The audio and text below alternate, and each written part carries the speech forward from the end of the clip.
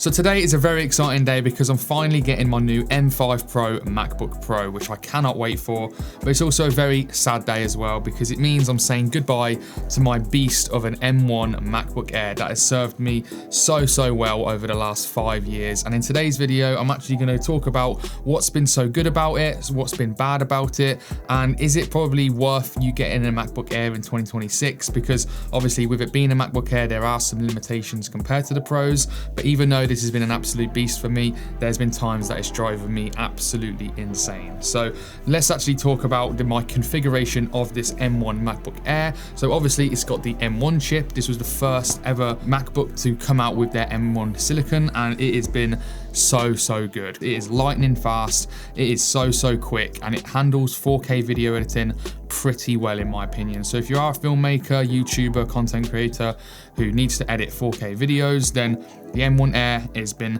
very amazing for me over the past 5 years, as that's what I mainly do. And if you are thinking of getting one, I really do think the new M5 MacBook Air will definitely do that for you. It's when it gets into the more of the fusion effects, the color grading, the plugins, this and that, that's when it might slow down a little bit. But going back to the configuration, I actually, at the time of like this coming out 5 years ago, you could only get 8 GB of RAM, I think it came with, and I upgraded that to 16 GB of RAM. So I paid an extra £200 to be able to upgrade it to 16 GB of RAM. And that is probably one of the best decisions that I have made, because if I didn't do that, I would have had to upgrade from this computer a long time ago. So the fact that it's lasted me 5 years and 16 GB of RAM has been more than enough in my opinion, only up until I'd say the last year or two has been, yeah, really great. So if you're looking to get a MacBook Air, obviously in 2026, the M5 MacBook Air comes as a base standard 16 GB of RAM. So the 8 GB of RAM is gone now. It only comes with 16 gigs. So you're kind of saving £200 there. And in my opinion, should you pay an extra £200 to get the 24 GB of RAM? Well, if you have the spare cash, I don't see why not, because you can't never really have enough RAM. More RAM is the better, no matter how long. It's gonna make you last longer. So if you want your computer to last 5 years, 24 gigs of RAM will definitely help with that, because a lot of my apps, just like Safari, like YouTube Studio, YouTube, Gmail, all of them little apps, not even my video editing apps like DaVinci Resolve or Lightroom and a photo edit, that takes up like 8 to 9 GB of RAM. And obviously with it being 16 GB of RAM, when I open DaVinci Resolve and edit on that recommends 16, and that handles about 14 gigs of RAM, but I get quite heavy swap. So I've been getting up to like 6 to 8 GB of swap. And if you don't know what swap is basically where your system runs out of RAM, so it uses the SSD to actually help with that. Apple actually have a really cool thing called compressed RAM, and basically if you've got all of these different apps open and then you open DaVinci Resolve and you're using DaVinci Resolve and your Mac knows that, it will actually basically not shut down the other apps in the background, but basically really reduce their power and kind of put them on standby mode. Sometimes when I'm doing that, I had 14 gigs of RAM, I had like 6 to 8 GB of swap, and I had like 5 to 6 GB of compressed RAM as well. So take of that what you think. 16 GB of RAM, it still gets me through 4K video editing. It does slow down a little bit when I start adding color grades on, but all you have to do is turn the grade off once you've done it and edit in log, and when you want to export it, you turn it back on again. If you're spending all this money on a Mac anyway, yes, £200 to go up 8 GB of RAM is ridiculous, but at the end of the day, in 3 years time, you might be thanking yourself for that. The only reason why I am upgrading is because recently I have just gone freelance in my business, and I'm using this. I've gone from using this like after work, at night, every other day, and on the weekends and that, making YouTube videos 1 a week, to I'm now using this machine every day, all day, for client work, for my YouTube videos, for emailing, for absolutely everything. I'm constantly on this, and it was just time to upgrade. But the biggest thing that I actually did like struggle with, and it has been struggling for a long time, I'd say 3-4 years, and it was the biggest regret that I did make when I did buy this Mac. Luckily, it's not that problem now on the M5 MacBook Air, but I got the base storage, 256 GB of storage, because I was like, I'm just going to edit on external SSDs, which is what I'm doing now. External SSD here, I edit everything on this, and it's been fine. I'm going to continue to edit probably on this when I get my M5 MacBook Pro as well. 256 GB of storage was the biggest mistake. It's not 256 gig with system data and also with the operating system. It's about half of that, and yeah, that fills up so quickly.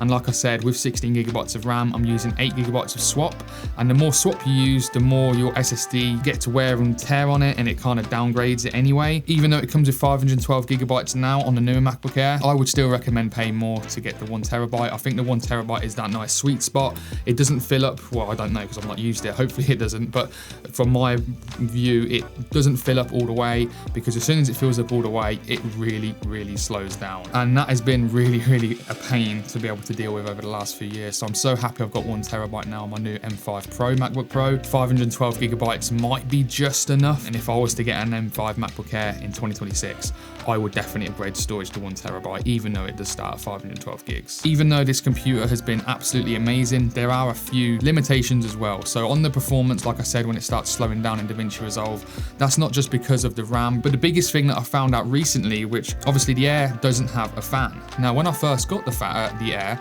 I actually thought that's actually pretty cool because it's absolutely silent. It's not gonna like be annoying when I use it and stuff like that. And it doesn't really get hot. I was like, how does it not get hot?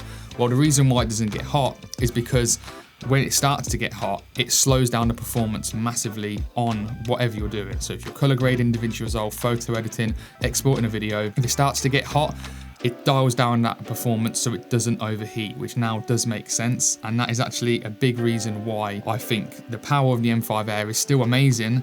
I just don't think it's as good as like a Pro, for example, because it doesn't have that fan to keep it cool. But another thing is what's drove me insane as well is the ports. Now, I love the M5 MacBook Air. For the price, you're getting such a powerful machine. However, they only come with 2 USB-C ports and 1 headphone jack.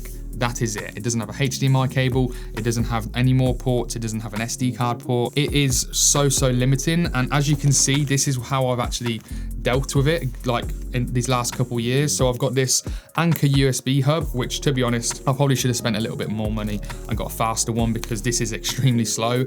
And every time I need to back up my SD card to this, it just takes 5 times as long as if I was to get a faster one. I just didn't want to spend a lot of money on it. So I've used Velcro and Velcroed on the Anker USB hub and my 1 terabyte SSD. So it basically constantly lives on this Mac. It has just been so annoying not having the ports, and I can't wait to upgrade because it's got 2 USB-C ports on the left. It's got a MagSafe port for charging. It's got another USB-C port on the right. It's got a HDMI port and an SD card port as well. So I just think having them ports is just so game changing. Another thing about this MacBook Air, and recently I've noticed it massively, and that is the battery life is really not good at all. Now that is because probably I'm 5 years into using this and the battery health is on about 82%. And obviously if it doesn't have a fan and I'm using DaVinci Resolve doing 4K video editing, yes, the battery life is going to be really bad. Just scrolling, like recently last night I was watching the football on Amazon Prime and I was watching some YouTube videos,